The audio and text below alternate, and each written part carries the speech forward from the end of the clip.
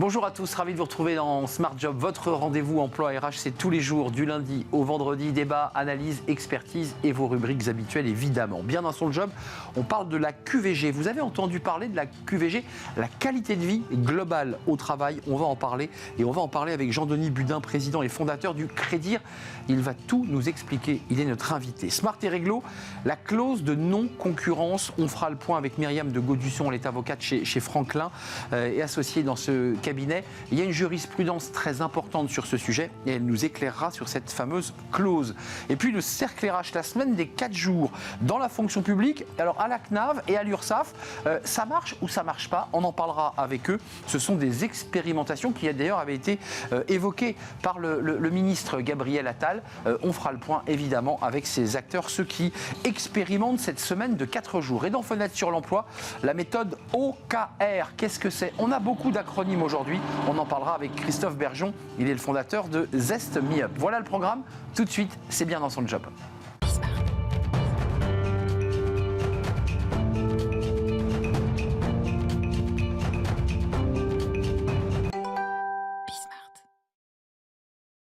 Bien dans son job, on parle de la qualité de vie au travail, mais c'est un nouvel acronyme qu'on va vous décrypter, la qualité de vie globale. C'est mieux que la QVT dont on a parlé, mais qui est déjà un concept un petit peu mort. Et on en parle avec Jean-Denis Budin. Bonjour Jean-Denis. Bonjour. Ravi de vous accueillir. Vous êtes le président fondateur du Crédir. On va bien sûr développer, parce que vous avez écrit un livre, édition Crédir, QVG, de manière à bien nous prendre par la main et nous expliquer ce que c'est. C'est évidemment la qualité de vie au travail, mais pas seulement, parce que souvent on est épuisé dans sa vie perso, la charge mentale, on y reviendra. Et c'est donc une vision globale de la qualité de vie de l'individu. Mais d'abord, un tout petit mot sur vous. La fondation et la création du Crédir, elle vient parce que vous êtes touché par un burn-out dans votre vie, et qu'à partir de ce drame, j'allais dire fondateur, vous conceptualisez l'entreprise Crédir. C'est bien comme ça que ça démarre. Oui, alors ça a pris un peu de temps. Donc j'avais 45 ans, j'étais chef d'entreprise à courir le monde, beaucoup en Asie et en Chine. Et j'ai donc été diagnostiqué avec un burn-out. Et ça s'est traduit par des suites qui ressemblent beaucoup à celles d'un AVC. Donc 6 mois comme un légume et 24 mois de perte de mémoire. Pendant ces 24 mois, j'ai néanmoins pu enseigner. Et c'est dans le milieu de l'enseignement, grandes écoles et autres, qu'on m'a conseillé d'aller faire une thèse sur mon aventure. Hop, vous repartez à la fac. Voilà, et j'ai fait une thèse à Dauphine sur les hauts et les bas dans la vie des entrepreneurs. Les facteurs clés de succès dans l'échec, ça s'appelle. Et c'est pendant ce parcours de thèse que j'ai rencontré notamment des coachs d'athlètes de haut niveau qui m'ont expliqué un petit peu ce qu'ils faisaient pour remonter le moral et le physique d'athlètes qui avaient échoué ou qui s'étaient blessés. Et le Crédir, c'est là l'équivalent, par exemple, d'un établissement comme l'INSEP pour accueillir les professionnels au travail. Donc c'est les cadres, les dirigeants blessés, non pas au combat, mais au combat professionnel, et que vous allez remettre sur leurs pieds, d'abord dans le cadre de leur santé mentale, et puis peut-être les rééduquer, et on en arrive là assez rapidement à la qualité de vie au travail et à la qualité de vie globale d'ailleurs. Voilà. Donc en fait, on fait des stages qui durent 3 jours. C'est un espèce de check-up avec des médecins, avec des avocats, avec toutes les expertises nécessaires pour faire un check-up global de la vie. Et on fait un gros travail de recherche avec tous les interviews que nous menons. On a 50 000 pages d'interviews et on a commencé à cartographier un peu toutes les situations. Et ce qui nous a beaucoup interpellés, c'est que vous avez 9 à 10 personnes sur 10 qui ont quelque chose qui ne va pas dans leur parcours de santé. Alors ça peut être le sommeil, ça peut être le manque d'exercice physique, le manque de suivi médical, des problèmes d'hygiène de vie catastrophiques. Donc on s'est dit, ça c'est la première chose qu'il faut mettre en place. C'est vraiment les fondations de la maison, donc la santé. Ça veut dire que quand vous les accueillez pendant ces 3 jours, d'abord ils sont volontaires évidemment, ils veulent faire le check-up, mais en grattant un tout petit peu, en fait 9 sur 10 ont un petit problème, voire un gros problème. Et quand vous parlez d'hygiène de vie, on voit bien qu'on est en dehors du stress professionnel. L'hygiène de vie, c'est la manière dont je mange, la manière dont je dors, la manière dont je me déplace. Tout ça, c'est l'hygiène de vie. Bien entendu. Et le point numéro 1, c'est le sommeil. La plupart des spécialistes du sommeil disent qu'il faut être couché 8 heures par nuit. Aujourd'hui, on serait à une moyenne de 6h30. Et donc, en passant aujourd'hui 3 heures par jour en moyenne sur son smartphone à des fins strictement personnelles, ces 3 heures qui n'existaient pas il y a 20 ans, on les a prises essentiellement sur 2 choses, le sommeil et la vie sociale. Et donc ça pose énormément de problèmes par rapport justement après à l'engagement au travail et puis à l'équilibre de vie global. Votre expérience personnelle fait naître le Crédir et fait aboutir à un concept, parce que les DRH, ceux qui nous regardent, entre autres, parlent beaucoup de QVT ou de QVCT, mais vous allez plus loin. Pourquoi vous avez voulu créer un nouvel acronyme? Est-ce que c'est celui-ci sur lequel il faut s'appuyer? Est-ce qu'il est plus holistique finalement? Ça, clairement, il est holistique parce qu'il y a le mot global dedans. Ce qui compte, c'est de voir les 3 composantes qu'il y a dedans. Donc la santé, comme je le disais, priorité numéro 1. Comment peut-on avoir une bonne qualité de vie au travail si on ne fait pas ce qu'il faut pour sa santé? Et donc ensuite la qualité de vie au travail avec des composantes un peu originales que l'on a analysées, et puis la qualité de vie hors travail. Récemment, on avait en stage une femme qui était en burn-out, vraiment avec un arrêt maladie très long. Sévère donc? Sévère. Et quand on analyse un petit peu, pas de problème avec son chef, une entreprise saine, pas de soucis et tout. Ça fait 10 ans qu'elle n'a pas pris de vacances parce qu'elle a une maman qui a la maladie d'Alzheimer qui lui a dit il y a une quinzaine d'années, jamais tu ne me mettras dans un EHPAD. Eh bien, elle a pété un câble au boulot. Mais globalement, parce que trop surinvesti avec sa mère. Voilà, tout à fait. Ce qui est très intéressant là, c'est on voit bien la difficulté parfois, et ça c'est une difficulté pour les RH, de se dire mais en fait on sait que c'est pas un problème de la boîte. La boîte accueille bien, elle fait tout globalement pour que le bien-être ou que la qualité de vie se fasse bien. Est-ce que le DRH peut aller jusque là? Parce que ça a été le débat du Covid.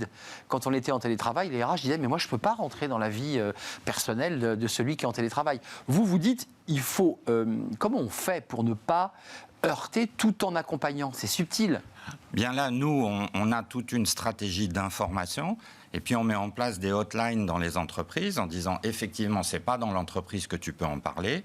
Donc nous, on a toute une équipe qui est là pour recevoir les appels et soutenir les gens. Mais on fait très attention au vocabulaire.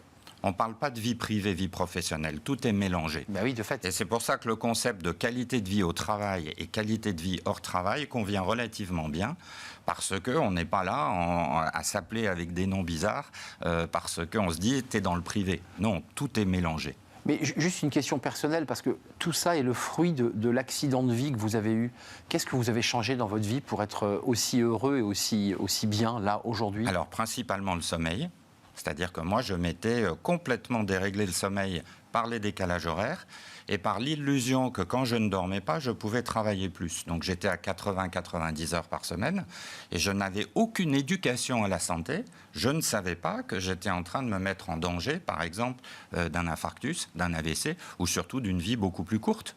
Et encore aujourd'hui, quand on fait des animations, par exemple, dans des CODIR, on trouve dans des CODIR à peu près un membre sur 2 qui s'endort au moins une fois dans la semaine sur le canapé du salon. Ça veut dire qu'ils sont crevés. S'endormir sur le canapé du salon, c'est une méconnaissance des cycles du sommeil. Et on a un gros problème d'éducation à la santé, en France et dans d'autres pays. Ça veut dire aujourd'hui que les RH sont sensibles à vos arguments, parce que vous faites des conférences, vous évangélisez. Est-ce que ce mot-là doit aussi rentrer dans la loi? Parce que la QVT, à certains égards, elle est devenue presque dans le langage commun, presque politique même d'ailleurs. Est-ce que c'est aujourd'hui ce sigle-là, QVG, qui doit s'imposer? Alors nous, on en est convaincus. Aujourd'hui, que ce soit avec des inspecteurs du travail, des médecins du travail, j'ai fait des conférences dans des congrès syndicaux ou autres, ça passe. Mais il y a encore quelques petits blocages, je pense qu'il faudra quelques années, parce que effectivement, on a eu trop tendance à dire burn-out égale épuisement professionnel égale problème dans l'entreprise. Exact. Et c'est assez marrant. Bah oui. C'est assez marrant parce qu'en fait, le burn-out, c'est une goutte d'eau qui fait déborder un vase plein de choses.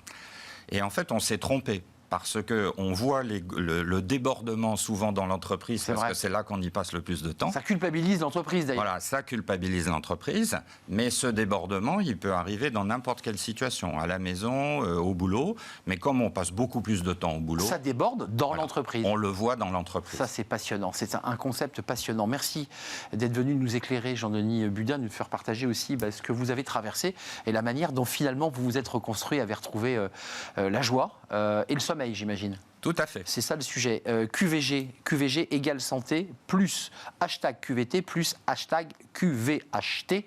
Vous aurez bien compris le concept à travers l'échange passionnant qu'on vient d'avoir. Les éditions du Crédir, votre entreprise, vous en êtes le fondateur. Merci de nous avoir rendu visite.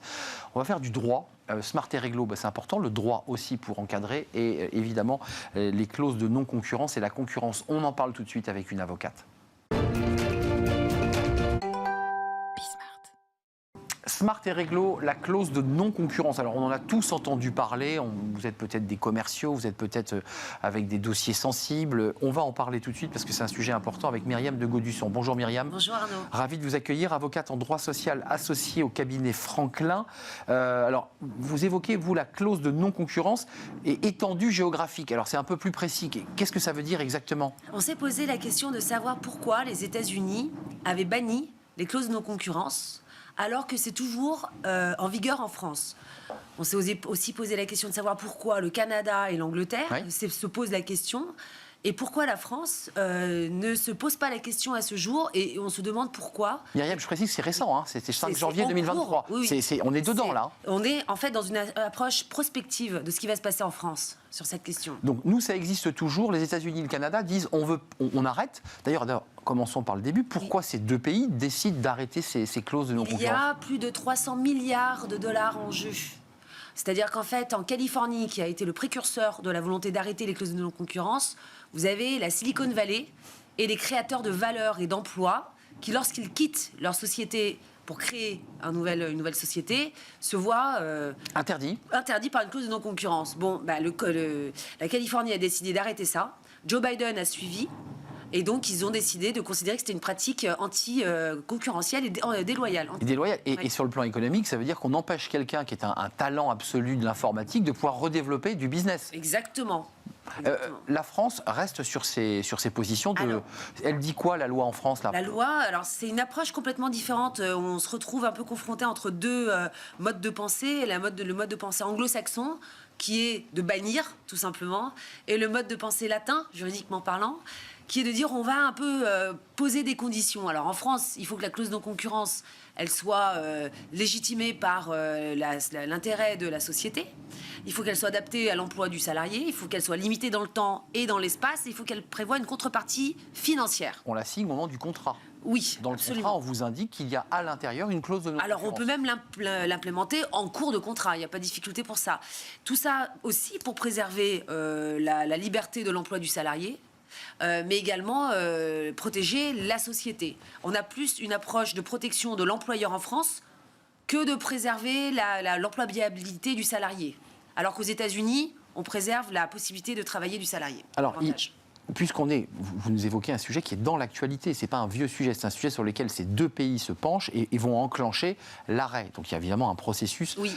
Il y a quand même la possibilité de prévoir des zones géographiques internationales. Oui. Ça veut dire quoi ça concrètement ? Alors en France, vous avez donc la nécessité de prévoir une zone géographique précise. La jurisprudence a évolué. Au début, ça ne devait pas être étendu au-delà de quelques départements en France. Maintenant, pour certains directeurs commerciaux, dans certains secteurs d'activité, on peut aller jusqu'à la France. Aujourd'hui, concrètement, il ne pourra pas exercer dans le même domaine en quittant son poste de directeur commercial sur toute la France. Oui, mais aujourd'hui, avec le télétravail, avec le monde qui évolue, avec la capacité de travailler de n'importe où, on a aussi cette adaptation de la jurisprudence qui dit que pour certains postes, et dans certains cas particuliers, on a la possibilité d'interdire de travailler en Europe, au Moyen-Orient, dans certains cas, pour certains postes bien précis, dans certains secteurs, le luxe, les nouvelles technologies, je ne peux pas citer de nom de société, mais pour certains postes bien déterminés, ça sera considéré comme valable. En revanche, le monde entier, une clause qui indique uniquement interdiction dans le monde entier, ça, c'est impossible. Annulation totale. Mais ça veut dire même pour le salarié ou le cadre ou le talent, il est dans l'incapacité de retravailler derrière. Absolument. Donc, à partir du moment où c'est une incapacité totale de travailler, la clause sera nulle.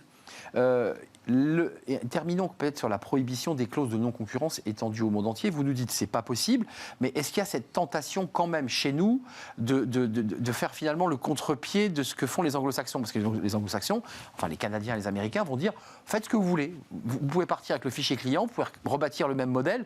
Est-ce que nous, on va quand même trouver un juste équilibre ou est-ce qu'on va partir sur le modèle anglo-saxon ? Qu'est-ce que vous en pensez ? Parce qu'on est dedans là. Alors en fait, si jamais le salarié part avec le fichier client, il y a toujours la possibilité d'exercer une action en non-concurrence. Une action en concurrence déloyale. Et donc, on gagne ou pas ? Parce que... Oui, on a la possibilité d'aller saisir les ordinateurs du salarié dans sa nouvelle boîte ou chez lui, d'aller récupérer les fichiers et d'attaquer le salarié et sa nouvelle société. Donc les actions existent en France et aux États-Unis et en Angleterre. Il y a le débat aussi du chef d'entreprise qui crée quelque chose d'un peu différent pour expliquer que c'est différent et que, après tout, c'est... Il ne dupera personne à partir du moment où il aura pris le fichier client. Vous l'avocate, la praticienne qui a rencontré les entreprises, elles y tiennent à cette clause de non-concurrence ou elles pensent que là aussi, il faudrait la déréguler? Alors, en France, elles y tiennent.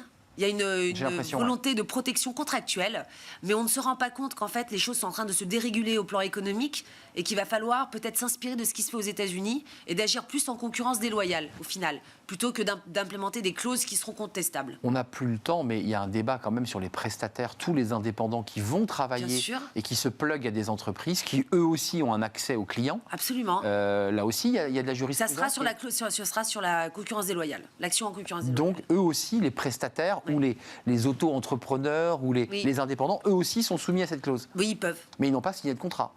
Alors si, contrat de prestation de service. Dans lequel il ne faut pas oublier les clauses de non-concurrence. Alors bien sûr, la particularité, c'est que le prestataire de service dispose d'un savoir-faire que n'a pas l'employé. C'est pour ça qu'on l'embauche. Voilà, exactement. Après, il peut partir avec un fichier client, donc ça va être sur d'autres actions qu'on va l'attaquer.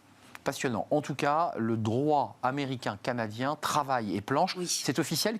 La décision est tombée. Alors, le code du travail californien, il est entériné. La Fédération des États-Unis du commerce, elle a entériné la loi avec Joe Biden qui a signé. Donc ça, c'est... le code de l'Ontario est sorti, promulgué. Et en Angleterre, le gouvernement anglais travaille sur une limitation à 3 mois de la durée d'une clause de non-concurrence. C'est assez logique. Oui. Quand les Américains font quelque chose, les Anglais en général assez rapidement le reprennent. Merci Myriam de Gaudusson d'être venue nous rendre visite, associée chez Franklin, cabinet Franklin. Puis je voulais vous remercier d'être venue aussi régulièrement, été comme hiver, et l'automne aussi d'ailleurs. Vous avez fait les 4 saisons sur le plateau de Smart Job. Je vous dis à l'année prochaine. Et belles vacances à vous, parce que ça approche. On fait une courte pause et on va s'intéresser à la semaine des 4 jours. On en a beaucoup parlé pendant cette saison. On va s'intéresser à 2 initiatives très concrètes avec des acteurs de la fonction publique qui ont mis en place ces semaines de 4 jours, des expérimentations qui ont suscité, on en parlera, quelques polémiques et quelques grincements de dents. C'est le cercle RH et c'est la semaine des 4 jours juste après la pause.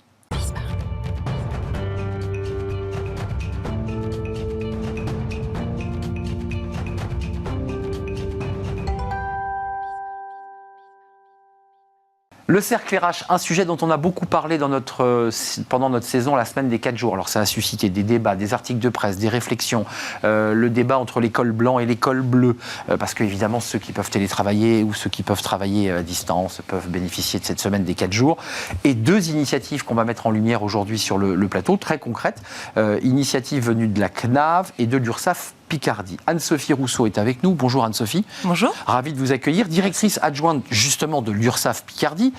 Vous êtes là d'abord pour nous expliquer l'expérimentation, parce que vous y tenez beaucoup, et puis quelques sujets médiatiques pour peut-être rectifier quelques propos tenus dans les colonnes du Figaro qui, je crois, vous ont déplu. Jérôme Friteau, ravi de vous accueillir, directeur des relations humaines et de la transformation à la CNAV, la Caisse nationale d'assurance vieillesse. Juste d'un mot, la CNAV, on en parle tous sans trop savoir ce que c'est. C'est quoi la CNAV ? Eh bien, la CNAV, c'est la tête de réseau du réseau l'assurance retraite, donc le premier opérateur de la retraite en France, retraite des salariés du privé sur le régime général, donc les CARSAT, on est plus connu sous le nom de CARSAT en région, 14 000 collaborateurs au service des assurés français. Et c'est du paritarisme aussi, les CARSAT. Exactement. Il faut le préciser. À l'instar de l'URSSAF, on représente tous les deux 2 branches de la sécurité sociale qui sont effectivement issues du paritarisme. Alors, c'est assez intéressant. On a eu beaucoup d'entreprises de la tech qui sont venues nous expliquer, bien plus que leur expérimentation, la mise en place de la semaine des 4 jours, parce que c'était de la tech, parce que l'entreprise avait un esprit start-up. Là, c'est 2 institutions publiques, 14 000 salariés. L'URSSAF, c'est connu. Combien de salariés d'ailleurs ? L'URSSAF Picardie, on est 300 salariés. 300 salariés. Vous avez tous les deux décidé d'engager cette expérimentation, et je me souviens de Gabriel Attal, me semble-t-il, qui avait lancé comme ça un grand renfort de caméra en disant nous lançons dans cette expérimentation. Anne-Sophie Rousseau, commençons par le début parce que ça a été médiatisé, cette expérimentation. Vous étiez un peu le cobaye de cette semaine des 4 jours, et puis le Figaro a dit mais regardez, ça ne fonctionne pas, il n'y en a que 3 qui ont levé la main pour faire la semaine des 4 jours. Vous dites oui, c'est vrai. Mais qu'est-ce que vous avez envie de dire au Figaro pour peut-être redresser les torts ou remettre votre part de vérité dans tout ça ? Alors, ce qui est certain, c'est que nous, on considère que c'est pas du tout un échec. On considère que la semaine des 4 jours, c'est une proposition que l'on fait à nos salariés. Donc, certes, nous n'avons que 3 salariés qui l'ont choisi, mais pour ces 3 salariés, c'est une réussite. Donc, pour nous, c'est une réussite puisque ces 3 personnes sont très bien dans ce scénario des 4 jours. Alors, on va revenir évidemment le scénario des 4 jours parce que c'était pas la semaine des 4 jours pour tout le monde, c'était quelque chose qui était beaucoup plus large, beaucoup plus, j'allais dire, inclusif dans le choix du mode de travail. Côté CNAV, comment ça s'est passé? D'où est venue cette initiative? Est-ce que, je dirais, votre tutelle, le ministère, vous a dit maintenant, il faut vous y mettre aussi, il n'y a pas que les entreprises privées? Ou est-ce que vous vous êtes dit, je pense qu'on doit s'y mettre, on doit y aller? Non, c'est une initiative qui est arrivée, qui est issue d'une histoire. On a commencé à personnaliser nos organisations de travail depuis 2014 avec le télétravail, 2015 en introduisant avant Covid avec de la souplesse organisationnelle pour les managers. 2018 sur les horaires de travail et effectivement depuis le Covid on a accéléré notre réflexion, on est passé à l'échelle de l'assurance retraite de 17% de télétravailleurs à 83 aujourd'hui, donc ça a été quand même une petite révolution. Vos métiers, on peut télétravailler pour beaucoup mais pas tous et effectivement moi ce que j'ai craint après Covid c'était qu'on crée un fossé entre les héros de la crise, ceux qui venaient 5 jours par semaine sur site en présentiel, pas le choix parce qu'il fallait notamment numériser nos flux de courrier entrants, etc. Et qui, après la crise, subissaient seulement les grèves de transport, les pénuries de carburant, etc. Donc, une négociation 2022, une négociation avec les partenaires sociaux pour prioriser une expérimentation de semaine de 4 jours pour les salariés qui pouvaient très peu télétravailler, faiblement ou pas du tout.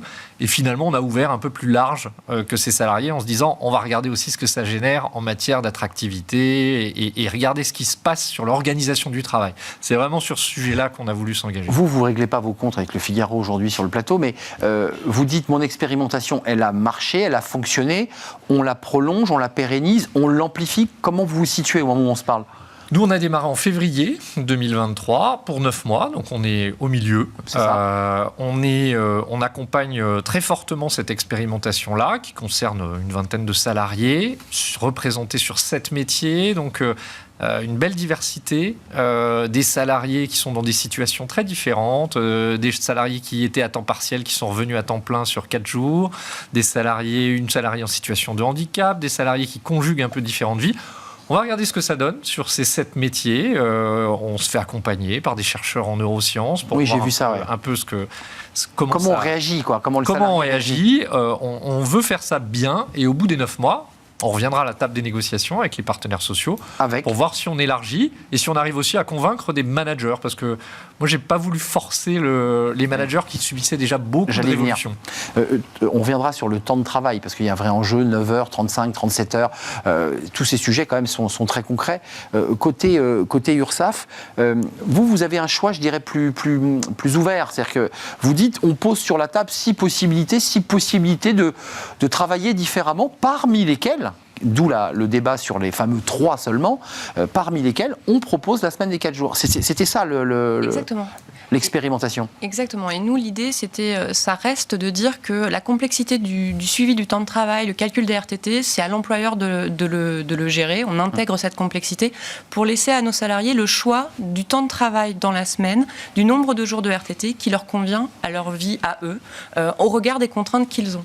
Et donc vraiment, la semaine des 4 jours, c'est on repense quand même le travail. On ne fait pas 4 jours comme on fait 5 jours. Ça, c'est pas vrai. Et donc, les 3 salariés qui sont sur 4 jours, il y a un accompagnement pour s'assurer que l'organisation du travail a été revue. On les suit régulièrement. On a été en mesure d'adapter des choses avant la mise en place. On a continué à adapter des choses depuis la mise en place. Mais c'est bien aux salariés qu'appartient le choix. Juste une question concrète. Il y a des débats de personnes qui accueillent des dossiers qui sont en back-office et qui vont recevoir des documents. Vous parliez de digitalisation, de numériser, qui est du travail de bureau. Puis vous avez aussi à l'URSSAF de l'accompagnement et pour ne pas dire du contrôle. Aïe aïe aïe, quand le monsieur d'URSSAF vient, on rigole pas. Lui aussi, vous avez réussi. Il y aurait possibilité de le mettre sur 4 jours ou pas? Est-ce qu'il y a ce désir où les gens disent bah non, je préfère rester sur 5 parce que sinon ça me fait travailler 9 heures par jour et que la charge est plus lourde? Enfin, vous voyez ce que je veux dire d'un point de vue très sociologique là? Alors, du coup, nous, dans notre expérimentation, les cadres au forfait sont exclus et nos inspecteurs sont des cadres au forfait. Donc ceux-là sont sortis. Donc ceux-là ne peuvent pas bénéficier de C'est l'expérimentation ceux qui ont de la un semaine des 4 contrat jours. de 35 heures. C'est exactement ça. C'est des personnes qui badgent, qui D'accord. peuvent Donc, bénéficier c'est de la important semaine de des le 4 jours. préciser. En revanche, eux n'en bénéficieront pas. On est bien d'accord. Ils seront au forfait. Les cadres au forfait, alors, en l'état, En à l'état, la non, parce que vous sécurité pouvez avoir cette sociale, demande. c'est pas compatible. C'est pas compatible. 79% des agents du service public en France sont favorables à la semaine de 4 jours s'il n'y a pas de travail, avec cette petite coquille sur favorable, et vous nous en excusez. Jérôme Friteau, de votre côté, il y a donc le milieu du guet, il y a encore 4 mois et demi d'expérimentation. Déjà, au moment où on se parle, vous avez déjà des températures, vous avez des retours humains, vous avez la machine à café, vous avez des retours de managers. Sur le plan de la qualité de vie au travail et sur le plan, je dirais, de la qualité du travail rendu, ça donne quoi ? Pour le moment, c'est très encourageant. On a eu déjà 2 comités de pilotage parce qu'on suit ça avec beaucoup d'attention. On a une note d'adhésion aujourd'hui sur 10 en moyenne de 9,34 alors qu'elle était à 8,75 au début. Donc elle est même plutôt en légère augmentation. Donc ça colle avec notre chiffre, hein. 79%, Ouais. les gens sont favorables. Hein. Et on a des demandes d'adhésion. Alors, on a fermé les adhésions pour justement proposer vraiment un dispositif d'accompagnement qui soit identique pour tous. Alors que si on intègre progressivement trop de monde, on ne pourra pas proposer la même chose, mais on a plutôt des signaux très encourageants sur la qualité de travail, sur la productivité, et on a des signaux très encourageants sur les temps de récupération qui finalement aujourd'hui compense l'intensification de la journée. C'est ça, on est bien d'accord. Hein. Ils travaillent combien quand on est sur une semaine de 4 jours ? On passe à 9 heures par jour ? C'est ça l'étiage. L'URSSAF, c'est ça. Et nous, on a je vous parlais de personnalisation des organisations. On a proposé une formule à 35 heures, une formule à 37 heures. C'est ça. Et donc, effectivement, on voit bien que on a d'ailleurs une bonne répartition entre les 2 formules. Et les 2 formules fonctionnent. On a une personne qui a basculé de 37 vers 35 parce que, il fatiguait un peu sur la première formule. Et comme on a ceux qui mettent en place concrètement l'expérimentation, ils choisissent quoi, les personnes ? Parce qu'il y a aussi l'enjeu de dire, si tout le monde prend le mercredi, si tout le monde prend le vendredi, si tout le monde prend le lundi, c'est vrai dans une boîte privée, mais c'est aussi vrai dans le secteur public. Comment ça s'est passé ? C'est vous qui avez dit, attendez, pas tous le mercredi, pas tous le jeudi.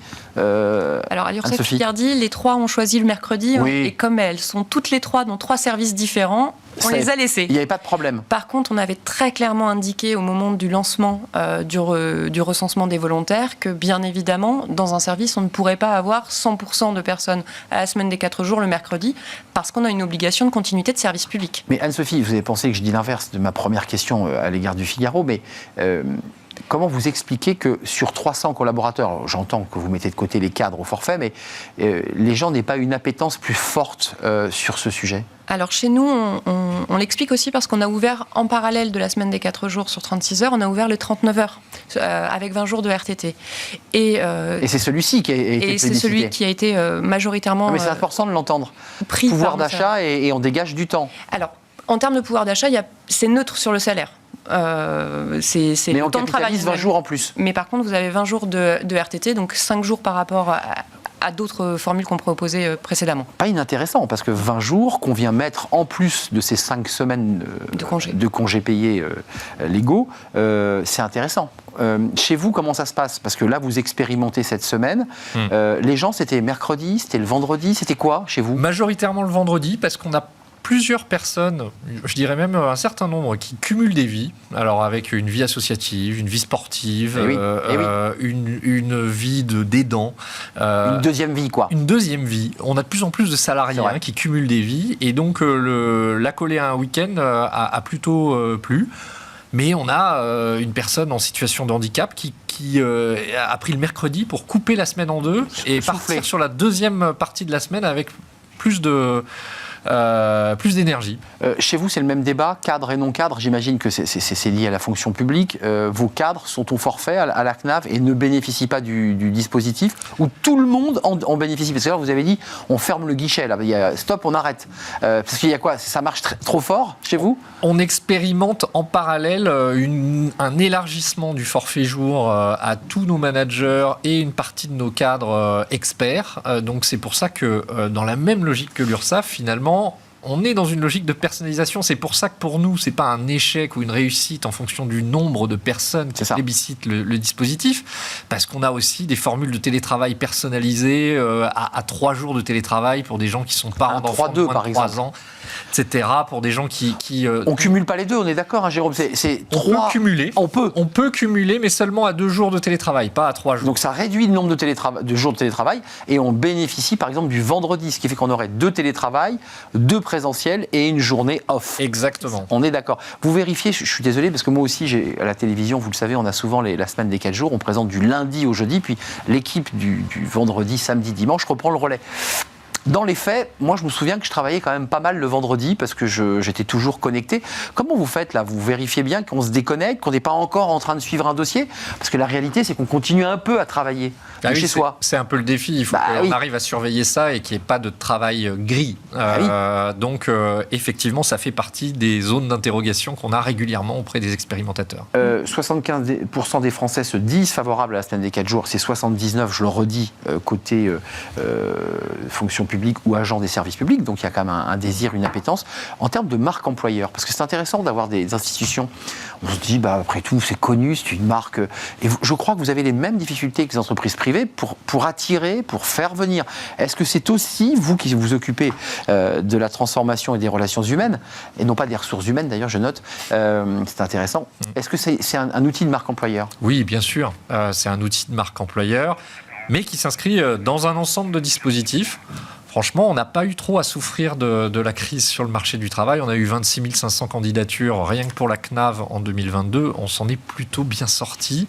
Mais je crois que la mise en visibilité de ces dispositifs-là contribue à cette marque employeur. Anne-Sophie Rousseau, l'URSSAF Picardie, parce qu'on voit bien que tout ça travaille sur des régions. Oui. Marque employeur, ça donne une autre image à la boîte ou pas? Oui. Alors, très clairement, la médiatisation de la semaine de 4 jours, ça vous a fait du bien, l'article du Figaro, finalement. Ça a accéléré les candidatures. On est aussi, nous, engagés depuis 2018 dans une démarche de certification de la qualité de vie au travail parce que justement, pour travailler sur notre marque employeur et sortir un peu de l'image parfois poussiéreuse que peut avoir la sécurité sociale et un peu sanction que peut avoir la branche recouvrement. C'est exactement ça. On est certifié, en fait, Great Place to Work depuis 2020. Et donc, du coup, c'est un outil aussi d'échange sur la marque employeur. Et pour le coup, ça nous a permis d'attirer des talents parce qu'il y a aussi toute une génération qui ne connaît pas l'URSSAF et qui était contente de travailler chez nous. Qui connaît de noms vaguement, comme la CNAV, on en a entendu parler, mais qui ne connaît pas et qui vous attirez des talents dans quoi? Parce que c'est quoi les talents que vous recherchez? C'est intéressant de savoir, parce que souvent les entreprises vous disent on cherche des talents dans la tech, on entend beaucoup ça, mais vous aussi, vous êtes dans les mêmes problématiques? En fait, on est une entreprise classique, donc on a des services RH comme toutes les entreprises, on a des services de communication comme toutes les entreprises, on a des gestionnaires de compte qui sont en relation avec le cotisant, c'est essentiellement ça, nos salariés. Donc, ce sont des profils assez proches de ce qu'on va trouver dans une banque, dans une assurance. Donc, ce sont ces métiers-là que l'on cherche à attirer. Et puis, nous, on a la spécificité des inspecteurs, où là, on est sur un métier très spécifique. De contrôle et de sanction, il faut le dire, D'accompagnement. Mais il arrive parfois que l'URSSAF, lorsque une entreprise n'a pas respecté les règles, il faut le dire, soit sanctionnée. Enfin, je veux dire, la sanction, elle existe, elle fait partie de la palette des inspecteurs. On est bien d'accord. On a une action très spécifique dans la lutte contre le travail dissimulé. Ça fait vraiment partie de leur activité. On est là pour assurer le fait que tout le travail est correctement déclaré parce que c'est les ressources de la sécurité sociale et ce sont les retraites qu'on verse demain qui sont payées par les cotisations sociales. Vous aussi, marque employeur, la CNAV, on se dit, c'est une vieille institution, tout va bien, on en parle de temps en temps, elle est plutôt dans le vert, cette Caisse nationale d'assurance vieillesse, tout roule. Non, vous en charge des relations humaines, vous dites, j'ai aussi besoin de 109. Oui, on est en plein renouvellement générationnel, on a quand même un marché de l'emploi qui se fluidifie, donc on a aussi des départs. Nous, on a la spécificité d'être national, donc évidemment, on a aussi besoin de profils dans l'IT, dans la tech, dans la data, en plus finalement de nos cœurs de métier, puisqu'on est opérateur direct de la retraite en Ile-de-France, donc on a des gestionnaires dans nos agences retraite, on a des téléconseillers sur notre plateforme de services, on a besoin une entreprise, de profils très diversifiés, en gros volume, puisque rien que sur l'Ile-de-France et Tours, puisqu'on a un gros site à Tours, on est 3600 salariés. Et bien sûr, dans l'ensemble du pays, on a fait déjà plus de 600 recrutements en 2022. Mais le levier 4 jours, je dirais le discours que vous portez, qui est très moderne sur la qualité de vie au travail, le bien-être, est-ce qu'il a un impact? Est-ce que vous le ressentez? C'est dur de le quantifier, mais... Il a un impact à la fois sur nos salariés en poste, et on fait des baromètres réguliers, on essaye d'intégrer le ressenti des collaborateurs dans nos pratiques managériales, et en même temps, on voit bien qu'il a un impact aussi à l'extérieur vis-à-vis des candidats. Vous aussi, un tout dernier mot, Anne-Sophie Rousseau? On est tout à fait d'accord. Nous, l'adaptation des 39 heures et des 36 heures sur 4 jours, c'est les salariés qui nous ont fait réfléchir à ça. Qu'on y voit clair, on est bien sur 4 jours pour ceux qui sont lancés de part et d'autre. Ils travaillent 36 heures chez vous? 36 heures sur 4 jours, oui. 36 heures et chez vous, qui dit mieux? 35 ou 37 heures. Non, mais qu'on y voit clair. Et ce sont des choix, et sur la base, si j'ai bien compris, du volontariat. Tout à fait. Vous ne forcez personne à travailler 4 jours. Absolument pas. C'est un vrai plaisir de vous accueillir, parce que c'est intéressant d'avoir les expérimentations et ceux qui les vivent de l'intérieur. Merci à vous, Anne-Sophie Rousseau, directrice adjointe de l'URSSAF Picardie. Donc vous êtes basée à Amiens, tout à fait, si je ne m'abuse. Et Jérôme Friteau, merci d'être venu nous rendre visite. Vous êtes directeur des relations humaines et de la transformation à la CNAV. Merci de mettre relations humaines, ça c'est intéressant, ces petites nouveautés dans la terminologie. On tourne une page et on se tourne vers fenêtre sur l'emploi. On découvre un acronyme. C'est tout de suite et on accueille notre invité.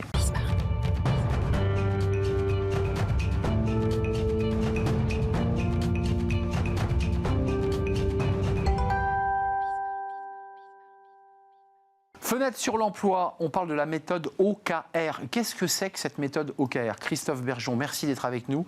Vous êtes le fondateur, le CEO de Zest Me Up. C'est vous qui avez créé cette belle entreprise. D'abord, commençons par l'acronyme OKR, Objective Key Results. Ça veut dire quoi? Exactement. Bonjour Arnaud.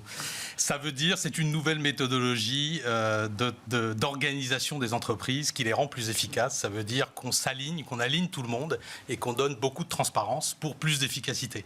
C'est une méthodologie qui a été inventée par Intel, historiquement, donc elle date déjà. Et puis elle a été surtout popularisée par Google et on connaît la réussite de Google. C'est la philosophie de cet outil que vous développez chez Zest Me Up, c'est l'alignement, faire en sorte que les équipes soient alignées. Ça veut dire quoi, aligné? Ça veut dire soudé? Ça veut dire cohérent? Ça veut dire déjà comprendre à quoi vous contribuez. Quelle est l'ambition, quel est l'objectif global de l'entreprise? Quand on parle d'OKR, il y a les OKR de l'entreprise, il y a les OKR de l'équipe et vous avez aussi les OKR individuels. Mais avant tout, c'est donner des objectifs plus ambitieux. Alors souvent, on a parlé d'ailleurs, quand on parle de gestion par objectif, d'objectifs SMART. Je ne sais pas si vous avez déjà entendu parler de cette méthode-là. Je connais Smart Job surtout. Voilà. Exactement. Mais qui sont un peu plus réalistes, en fait. Qui sont, je dois atteindre 100 millions à la fin de l'année, ou que sais-je. Voilà, l'OKR, lui, va être une ambition plus grande. C'est pas le KPI, c'est quelque chose de plus humain. Non. Alors, pour faire... La méthode en elle-même, elle est assez simple. C'est de dire... Vous, en tant qu'organisation, vous voulez atteindre un objectif ambitieux qui est, par exemple, de devenir le leader mondial sur tel sujet. Nous, on veut être le leader mondial de la management tech chez Zest. Voilà, ça peut être notre objectif. Derrière, on va décliner quels sont les key results pour atteindre ça. Voilà, comment on va faire? Il nous faut 1000 clients, par exemple, partout dans le monde, dans une dizaine de pays. Donc, ce n'est pas la raison d'être. Parce que là, quand on voit l'esprit, on n'est pas sur la raison d'être. On est quand même dans du corporate business, là. Complètement. Mais c'est une méthodologie qui est extrêmement efficace pour aligner. Les stats montrent, en fait, que 70% des individus dans une entreprise ne comprennent pas quel est l'objectif stratégique de leur organisation.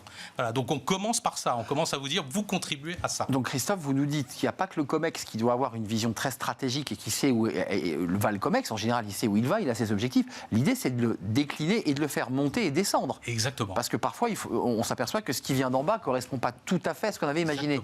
Exactement. Mais d'ailleurs, l'OKR donne un cadre, mais laisse beaucoup d'autonomie aux équipes. C'est une nouvelle méthode de management. Le manager opérationnel qui définit ses OKR d'équipe, quelque part, il va donner les key results que doivent atteindre ses équipes, mais après, les équipes font comme elles veulent.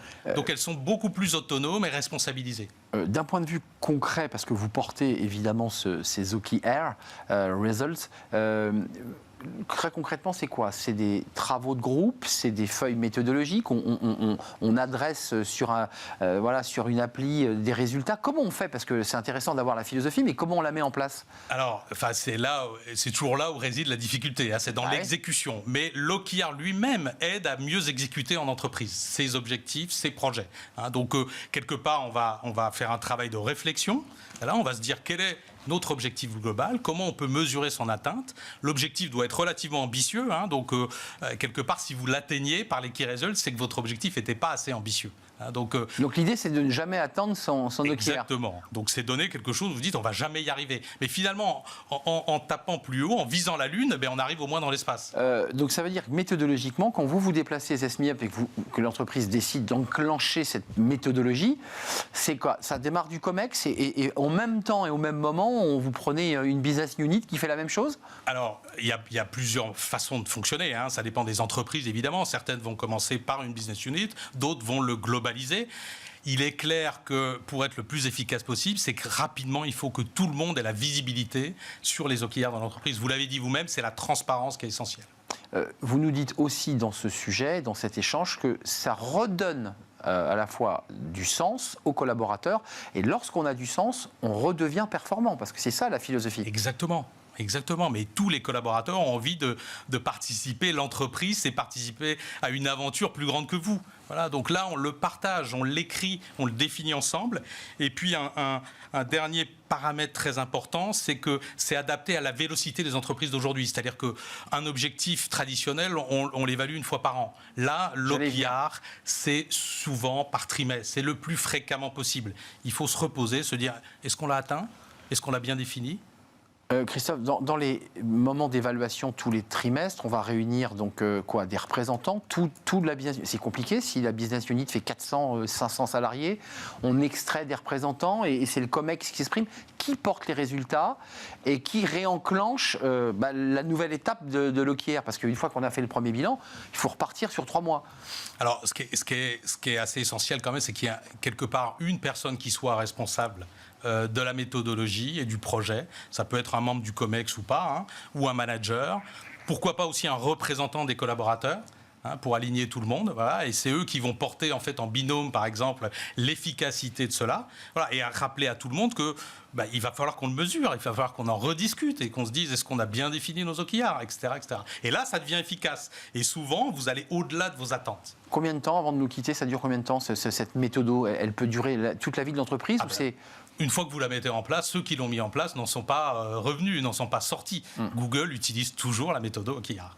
Merci Christophe Bergeon de nous avoir éclairé. SMIUP, c'est quoi votre défi, votre OKR? Devenir le leader mondial de la management tech. Voilà, c'est dit, c'est votre OKR. Et tous les 3 mois, vous vérifiez comment vous avancez vers le défi. Exactement. Merci Christophe de nous avoir rendu visite. Vous êtes le fondateur de SMIUP. Merci à vous, merci à toute l'équipe. Merci à Raphaël à la réalisation, merci à Héloïse au son, merci à l'équipe de programmation, évidemment, que je n'oublie pas, Nicolas Juchat et Alexis. Merci à vous, merci pour votre fidélité. Je vous dis à demain. Bye bye.